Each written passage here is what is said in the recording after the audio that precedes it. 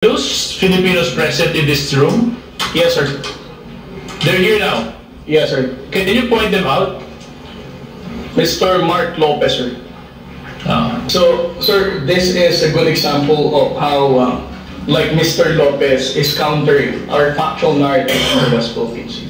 And this is the reason why we need to counter fake news purveyor like Mr. Mark Lopez spreading wrong information about our fight in the West Philippines. Ito ang dahilan kung bakit ang hirap nating pagkaisahin ng mga Pilipino sa mga pagsasalita na katulad ni Mark Lopez na ganyan, that he never hesitates to call out the aggressive actions of the People's Republic of China. And he appears to even side with the People's Republic of China's narrative. Talking about the West Philippines, this will be your last warning. Or else I will cite in contempt. Mag-apologize po ako. Mali po ako. Sige po, fake news po ako. Natin yung ganong aspeto. So, for the rest of the vloggers present, would you also attest that you are also paid or in the vlogging activities that you do?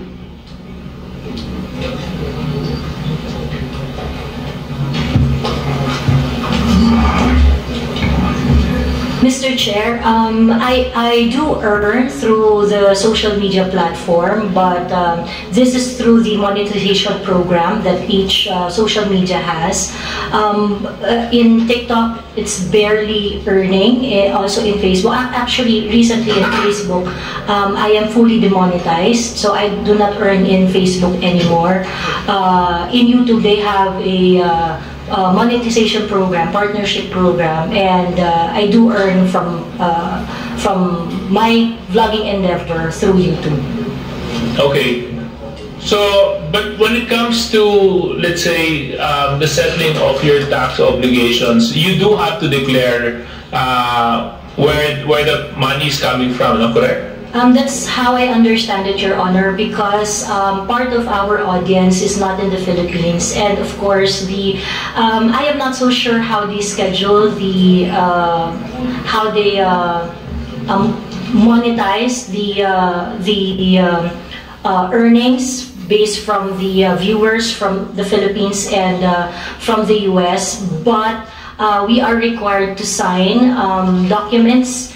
Because YouTube is based in the US, so there are some documents that we have to sign, wherein we have to declare that taxes are going to be... Okay, thank you very much. What about the other vloggers present? No, Your Honor, no, I don't earn anything from social media, and like I said, I do not even want to consider or categorize myself as vlogger. Well, how do you want to define yourself?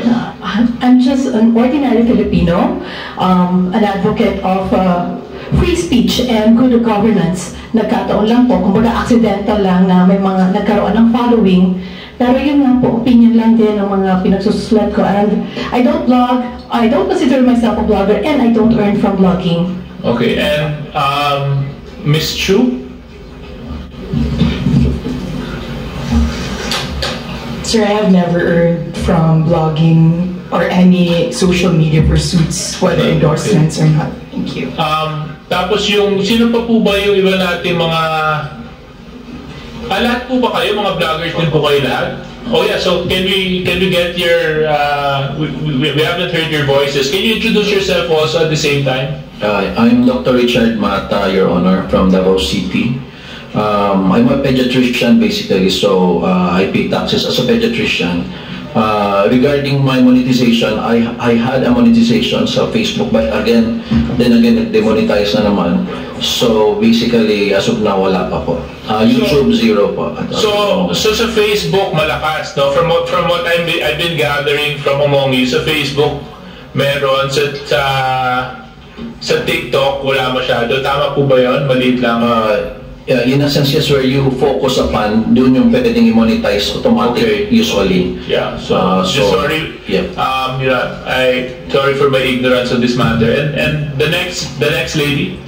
Good afternoon. I'm Dr. Ethel Pineda Garcia. I just use Facebook. I don't do YouTube. I don't do TikTok. And I have never monetized my account. Okay. And then the next, yeah. Good afternoon, sir. Good afternoon, Mr. Chair. I am Mark Anthony Lopez, and I have no credentials whatsoever. I'm just using my Facebook and my Twitter account for my own personal use. It's not monetized po. Although sa Facebook, meron po ako natatanggap na remittance because may mga nagla-like po dun sa aking post. And yun po, part yun ng Facebook monetization. Pero hindi ko po yun sinulisit or hindi ko po yun in-arrange with Facebook. Ay, yun ay kusang donasyon sa inyo? Automatic po. Paano pong automatic? Hindi ko po maunawaan. Pag nag-like po, meron pong option ng mga readers na pwede po nilang send, i-monetize yung like nila. Okay. Thank you. So, yun lang po ang natatanggap ko. Nung last month po, natanggap ko po 86 cents. Okay. Okay. Good afternoon, Mr. Chair. Aaron Peña po, Old School Pinoy. So, sa Facebook po and YouTube, wala po akong monetization. Sa YouTube lang po, pero hindi na po ako masyadong nagagamit ng YouTube. Okay. I'm Manuel Mata Jr. po, also known as Coco Locoy. And I just want to inform you all first na wala po ako natanggap na kahit anong invitation from Show Cause Order and Sabina. So, ako po, wag nyo pong ilabas po yung aking monetization kasi baka ipasok nyo po ako sa 4-piece. Kasi halos wala po akong nakukuha. And I was demonetized since last 2023, November, and I was just earning like, para makabuo po ako ng 5,000 like 3 months, 4 months. So kayo lang po, wala na po bang iba? Okay. Okay. What about from the other side? I just wanted to get an idea of how the industry works, just so that we can have a better understanding when it comes to regulations and contracts that you guys enter into. When it comes to financial contributions or contracts that you enter into.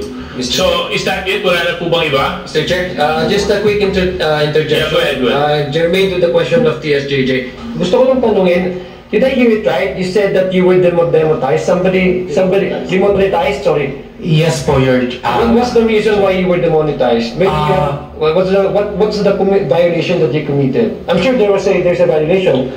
Okay.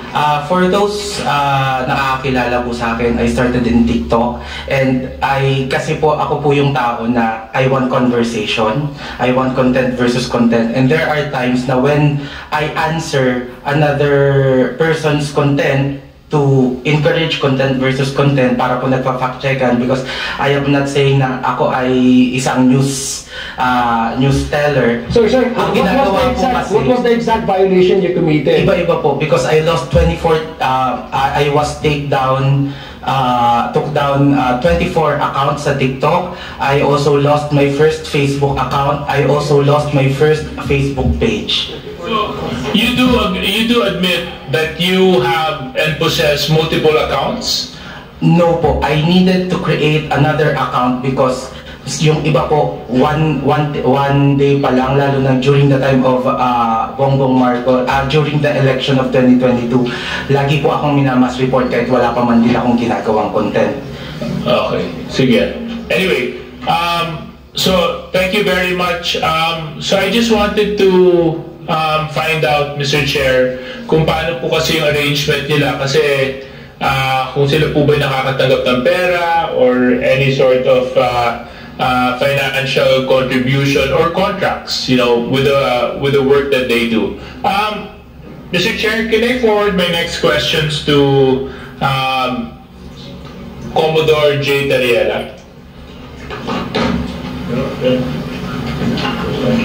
Yeah. Commodore Tariela, ako po kasi talagang naniniwala ako na yung West Philippine Sea atin yun eh. At ako talagang saludo ako sa pinakikita mo na ipinaglalaban mo ang soberanya ng ating bansa. have you ever been a victim of fake news, malicious attacks on the internet when it comes to safeguarding and protecting the territorial and matters that affect the Philippines? Yes, sir. You have? Yes, sir. And what were the nature of these attacks? Well, primarily, sir, they are calling me as a US lapdog. I was recruited for CIA that even my mother cannot believe. Sa mukha-mukha lang, sir. Pero sinasabi nila I'm a CIA agent. They're also saying that I am receiving talent fee from the US Embassy. At one point, they also said that I went to the residence of Speaker to receive 3 black bags. Those kind of things, sir. And were these attacks from Filipinos or from foreigners? From Filipinos, sir. From Filipinos? Yes, sir. Okay. I'm sorry for my ignorance. Are those Filipinos present in this room? Yes, sir. They're here now? Yes, sir. Can you point them out? Mr. Mark Lopez, sir.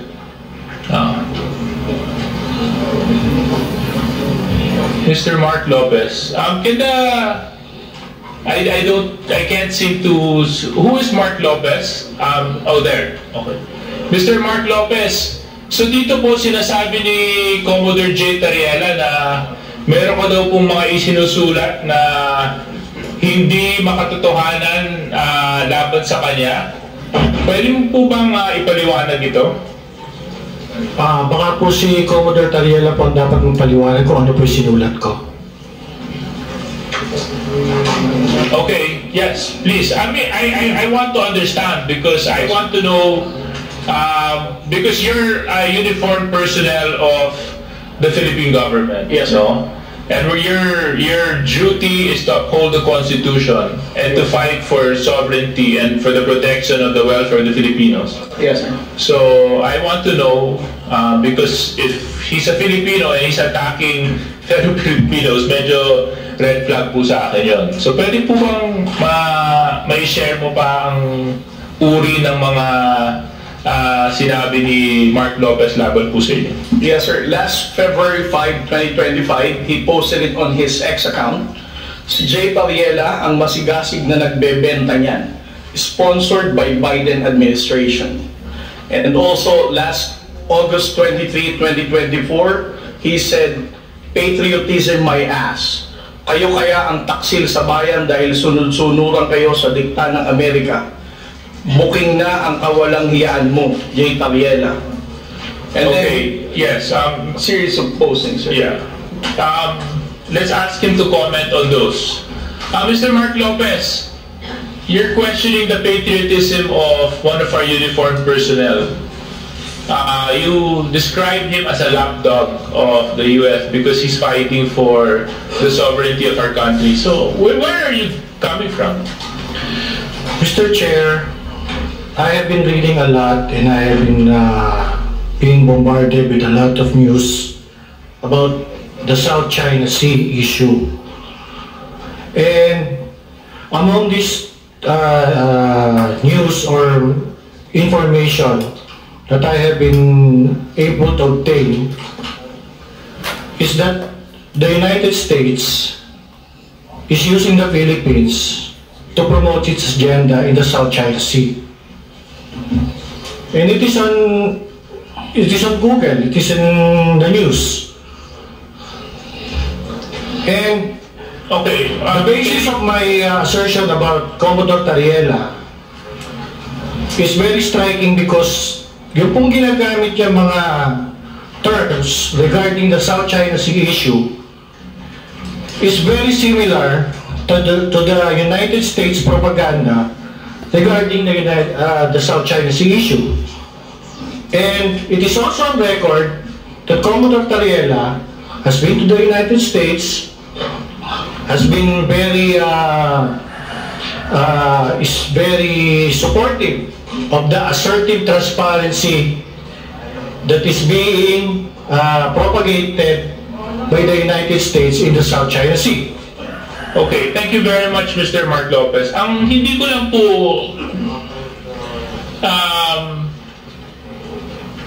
I'm trying to understand, no? You're saying that he is a lapdog just because he's fighting for what is rightfully ours? In the similar vein, kasi yun din naman po bang sinisigaw ng mga mamamayang Pilipino, atin po yun. Yun din po yung sinisigaw ng mga mangingisda na nanggagaling sa Zambales na araw-araw kinakawawa na binabangga ng mga Chinese militia vessels. Yun din naman po yung nararamdaman ng milyon-milyong Pilipino na yun po talaga ay para sa Pilipinas at pag may-ari ng Pilipino. At ngayon po nakakalungkot, kanina nung ini-interpolate ni Kong Rog, pati yata yung Palawan, sinakop na rin ng China sa kanilang bagong press release. No, ito po ba dahil sa nais to ng US? I don't think so. Mr. Chair, I think that's reckless. I'm not fighting for US interests when I'm fighting for what is Philippines, what is pro-Philippines, what is ours. I'm fighting for the Philippine interest only. Mr. Chair, pwede ko po matanong, ano po ba yung atin na inagaw? Ulit? Ano po yung sa atin na inagaw? Ano po yung? Ano po yung ating territory na inagaw? O kinuha? What do you, wait. Mr. Chair, point of order, do we allow, Mr. Chair, I'm sorry, do we allow our resource person to ask question to one of the committee members here, Mr. Chair? Or should be the other way around? Yes, no, I don't mind. If you want to get into a debate with me, Mr. Lopez, about this, then I'm sure we can. But my point is, you're saying that just because I, for example, believe that that is rightfully owned and that is rightfully by the Philippines, and you're saying, and your logic is, I'm following US dictated narratives, ganun po ba yun? Mr. Chair, the South China Sea issue po kasi is a very complex issue. And ang nakakalungkot po kasi, ang Pilipinas po ang ginagamit because of our strategic location. The South China Sea issue is a... Mr. Chair, can I request that that Mr. Lopez be refrained? I just wanted to find out where he was coming from, and he seems that his point is, tama po ba, Mr. Lopez, dahil sa palagay ninyo ginagamit yung Pilipinas? Tama po? Tama po. Okay. So, yes, Mr. Tariela, can you continue? So, sir, this is a good example of how, like Mr. Lopez is countering our factual narrative in the West Philippine Sea. And this is the reason why we need to counter fake news purveyor like Mr. Mark Lopez spreading wrong information about our fight in the West Philippine Sea. Ito ang dahilan kung bakit ang hirap nating pagkaisahin ng mga Pilipino sa mga pagsasalita na katulad ni Mark Lopez na ganyan, that he never hesitates to call out the aggressive actions of the People's Republic of China. And he appears to even side with the People's Republic of China's narrative. Ako kunyari, nung tinitira ng water cannons yung mga mangingisda natin, masakit sa akin yun. Pag binabangga yung mga Coast Guard vessels natin, ang mga dambuhalang Chinese vessels, masakit sa akin. Ang point ko po, sir, let us go to the... That's fake news, Mr. Chairman. That what you said. Mr. Chairman, that's fake news. Yes, that is why, just a point of clarification. You mentioned earlier that ang Pilipinas nag-water cannon din sa China. May I know where did you get that information? Was it in the news? Mr. Chair, wala po ako sinabing nag-water cannon sa China. Hindi, sinabi niyo ngayon lang. Ang sinabi ko nag-water cannon po. Mr. Mark Lopez, pwede natin i-review yung take. We are at the record. Kasasabi mo lang yun. At saka, did I hear it right? That he said na nag-water cannon din tayo sa China? nag-water cannon lang. Nag-water cannon po tayo. Pero, Mr. Chairman, pero Mr. Lopez, Opo, Mr. Chair, yes sir. makinig ka po, please. Kasi po, the issue as of now is the West Philippine Sea, the problem with China. Now, nung minention D.S. Suarez about the water cannons, nagsalita ka na tayo din, nag-water cannon. Saan yun? Water cannon saan? Kasi yung pinag-usapan natin dito is the West Philippine Sea. Now, tama ka. Hindi mo sinabi na nag-water cannon ang Pilipinas sa China. But ang pinag-usapan natin dito is all about the West Philippine Sea. Now, ano yung sinasabi mo water cannon? Mr. Chair, I premised my statement po kasi kanina sinabi ko po that the South China Sea issue is a complex issue. Sandali po. Please answer my question. What do you mean that the Philippines is using water cannon? Kasi po yung water cannon is a facility. Opo. Huwag ka magpalusot. I warn you. You're under oath. Ang water cannon sagutin po where you refer that water cannon. Ang water cannon na deployment po kasi is one of the actions taken by a state pag meron po mga dispute na ganyan nga po. Ang Pilipinas, ibig po sabihin, mag-water cannon din sa China? Pwede po. Sinabi mo nag-water cannon. Mr. Chair, wala ako sinabi na ang Pilipinas na ginawater cannon ng isang kalabang state. Sandali po. But we're talking about the West Philippine Sea. This will be your last warning. Or else I will cite in contempt. This is your last warning. You're under oath. Opo. What do you mean that the Philippines is using water cannon? Mr. Chair, ang sinabi ko nga po, ang Pilipinas po, nag-water cannon, pwede po mag-water cannon. Hindi. Walang pwede. Sinabi mo mag-water cannon. Mr. Chair, sige po. Mag-apologize po ako. Mali po ako. Sige po, fake news po ako. Ang sinasabi ko lang po, pwede po ang water cannon sa South China Sea issue. Hindi, ganito lang po. Fake news po ako.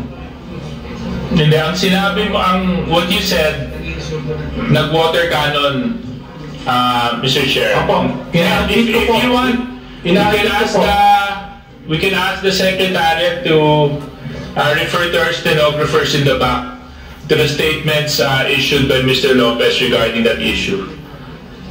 So, we have never taken, I don't think, that's reckless, absolutely reckless.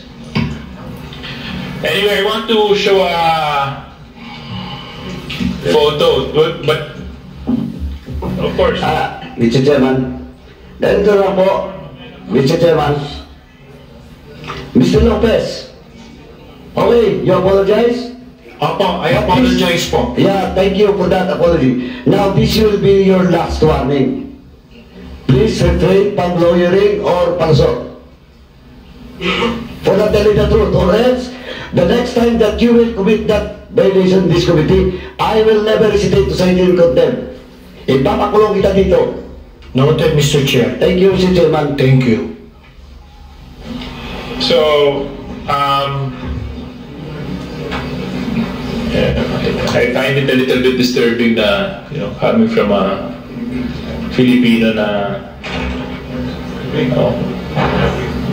I mean, of all things that can come from a fellow Filipino, yung hindi ba natin pagmamalasakitan yung kapwa Pilipino. Yun, medyo, maaaring hindi tayo magkaisa sa mga political positions natin. Kasi lang kung Pilipinas na ang pinag-uusapan, dapat no questions asked. Isang bansa lang, isang bandila lang tayo lahat. Anyway, Comsec, can you just post a photo? I just wanted to get clarification on this. Yeah, can you zoom into the photo? Yeah. Can I address my questions to Ms. Trixie Angeles Cruz? Is she present? Oh, there. Okay. Baliktad po, Mr. Chair. It's Trixie Cruz Angeles.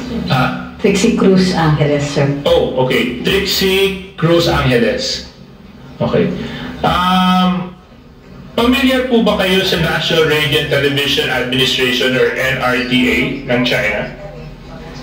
Yes. Yes. Okay.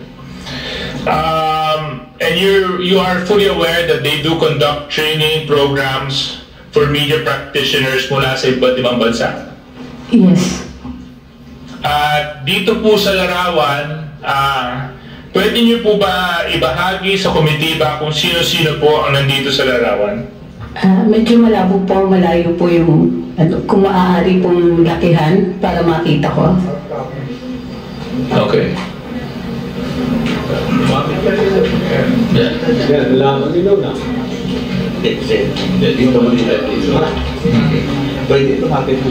Pwede naman po kayo lumapit dito, Miss Angeles.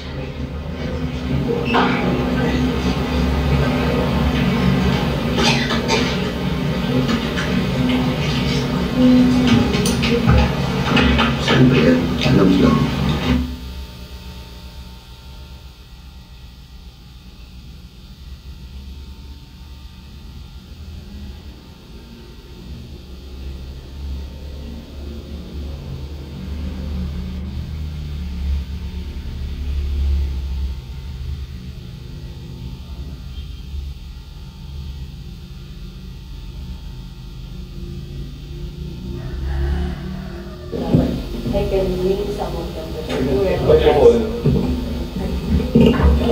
Hindi ko na po maalala yung pangalan ng iba kasi it's been some time at hindi po kami magkakakilala lahat nung pumunta kami. So ang naaalala ko lang yan si Miss Pia Morato who was speaking for the group. She's in front. Tuturo ko po. Yes, please. Yes, please.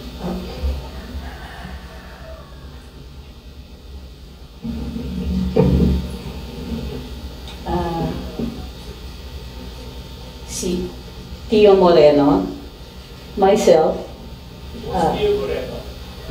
He was there as a journalist and I think an information officer. He's also, I understand he's a blogger.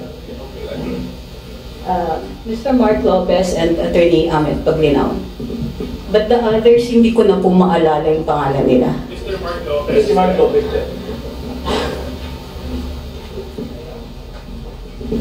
Behind me. Yes, sir. And who else, ma'am? I don't remember the names of the others. Okay. Thank you very much. Can you more or less tell us, Ms. Cruz, when was this seminar, where and when was it held?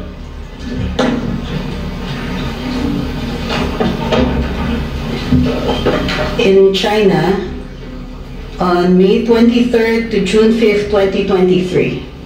So 2023? Yes, sir. So, again, what dates? May 23rd to June 5th, 2023. So ilang araw po kayo sa China, Ms. Cruz? May 23rd. Mahina po ako sa math, but from May 23rd to June 5th, I assume that's about roughly about 12 days. 12 days, so more or less around 2 weeks. More or less. Yeah. And this seminar, was it sponsored or did you have to pay for your seminar fees? This was sponsored. So, ang nagbayad po nito ay yung state of China. Yes, sir. China government. Ang nagbayad sa inyo. Yes, sir. Sa travel ninyo, sa stay ninyo, at sa seminar. Okay. Paano po ba kayo naimbitahan para maging bahagi ng seminar? Through the Chinese embassy. Through the Chinese embassy. Pinili po kayo ng Chinese embassy. They conduct these regularly, I understand. There are others who are also invited from the mainstream media. Pero hindi po kami magkasabay that time. So, I understand that this is conducted regularly. I think yearly. I'm not sure though. So it is a state-funded program by China where they invite media practitioners such as yourself. Am I correct? I think this is one of those times where they've invited vloggers. Okay, bloggers, yes. And can you more or less share with us what was the nature of the seminar? So they introduced new techniques in social media, such as short-form social media, how to take them. A lot of them were technical, emerging issues, but they also give a background on China. And I'm sorry, that's all that I can recall. Okay. So, more or less, kulang-kulang isang linggo po kayo doon, no? Maayos naman po ang Kulang-kulang ng 2 linggo. Kulang-kulang ng 2 linggo, sorry. Maayos naman po ang pagtrato sa inyo ng bansang China habang nandun kayo. Maganda yung hotel, maganda yung accommodation. Hindi po siya hotel. Oh, it was in the hotel? Hindi po.